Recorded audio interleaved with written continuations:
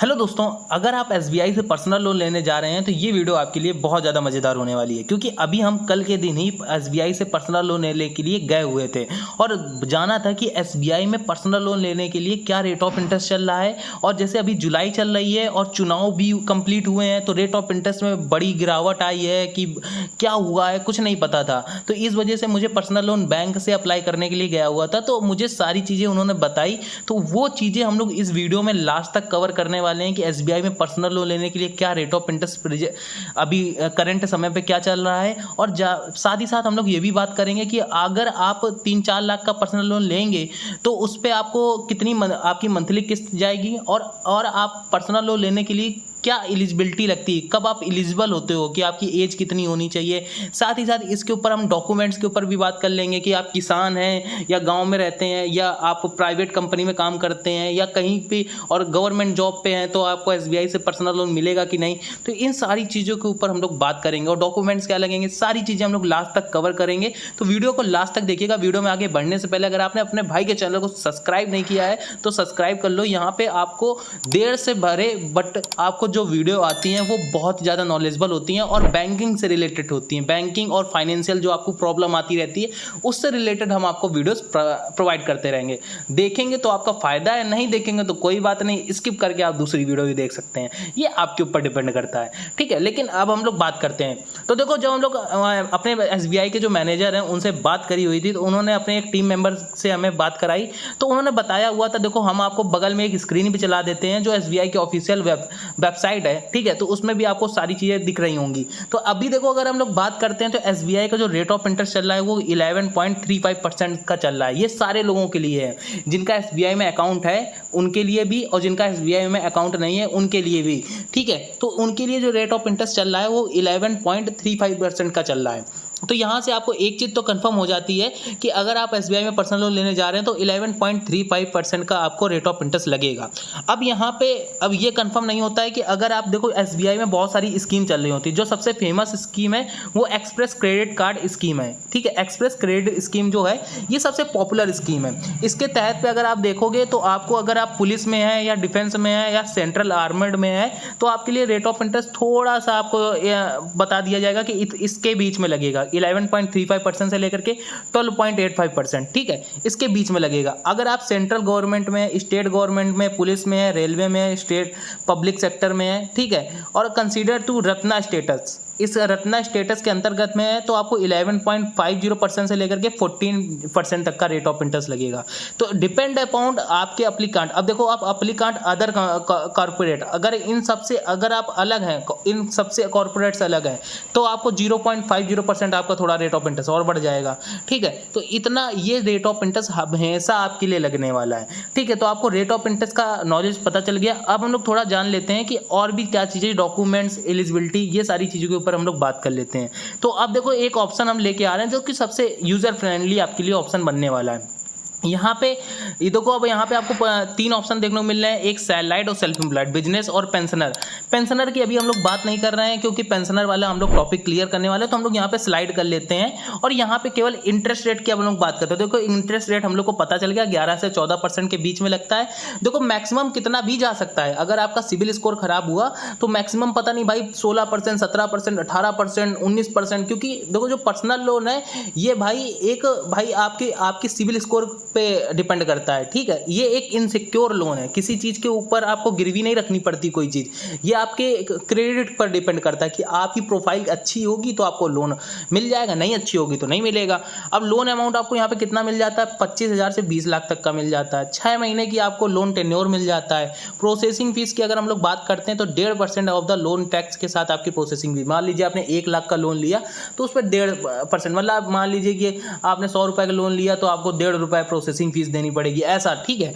और आपकी जो एज होनी चाहिए, अब यहाँ पे एज की जो बात करी जा रही है तो वो आपकी जो होनी चाहिए 21 से 58, मतलब 60 साल के बीच में आपकी एज होनी चाहिए।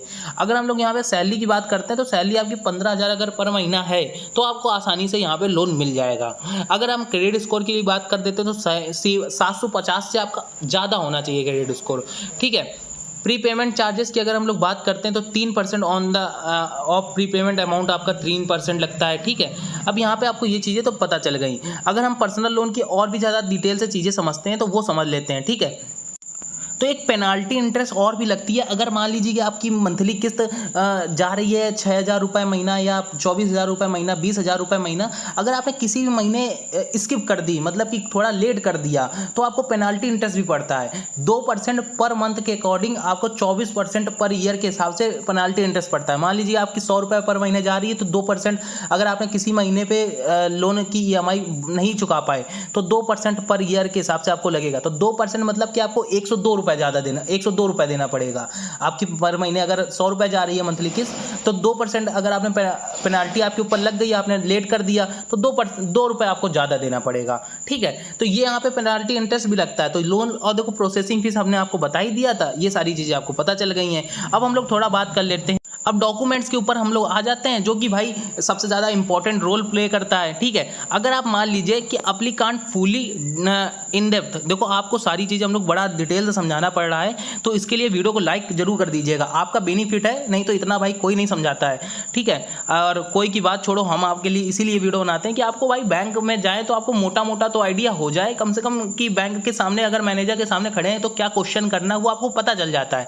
अब यहाँ पे देखो आपको 2 फोटो पासपोर्ट साइज फोटो लगती हैं, ठीक है, वो आपको देनी पड़ेगी। प्रूफ ऑफ आइडेंटिटी के लिए आप क्या क्या दे सकते हैं, driving licence, voter ID card, Aadhaar card, ये सारी चीज़ें प्रूफ ऑफ आइडेंटिटी के लिए।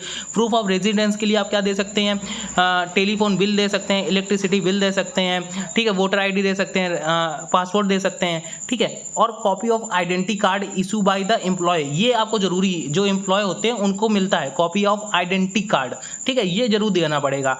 लेटेस्ट 6 मंथ की बैंक स्टेटमेंट लगा सकते हो। और account where salary is credited, जिसमें आपकी सैलरी जिसमें क्रेडिटेड होती है वो वाले अकाउंट की लगानी है, 6 महीने की आपको बैंक स्टेटमेंट, ठीक है।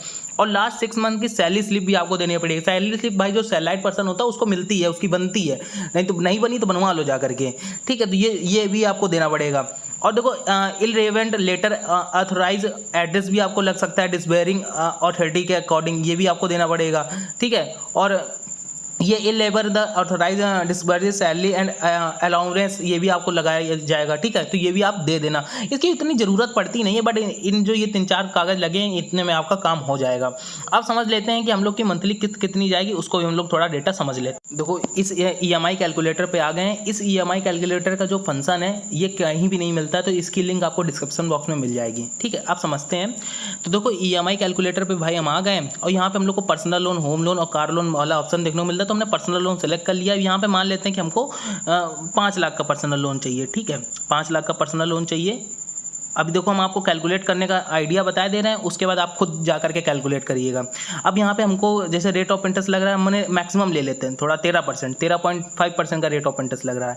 अब 5 लाख का है, 5 सालों के लिए लेंगे तो हमारी मंथली किस्त कितनी बनी, 11,505 रुपये बनी।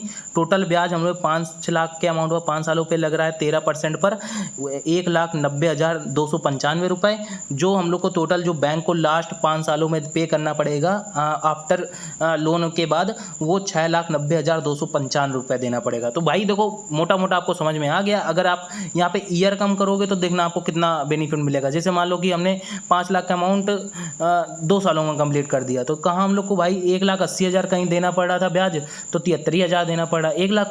1 से 1,10,000 की बचत कर लिया आपने। अब आपको देखो 23,879 रुपये आपकी मंथली किस्त जाएगी। और जो आपको ब्याज जो आपको टोटल पेमेंट करनी पड़ेगी 5,73,000 करनी पड़ेगी। तो ऐसे बेनिफिट होते हैं, तो इसको आप प्रिंट भी करवा सकते हो और इसको डॉक्यूमेंट्स में मेंशन कर सकते हो। तो ये बड़े बेनिफिट वाला ऑप्शन है। तो इसकी EMI कैलकुलेटर की लिंक आपको डिस्क्रिप्शन बॉक्स में मिल जाएगी।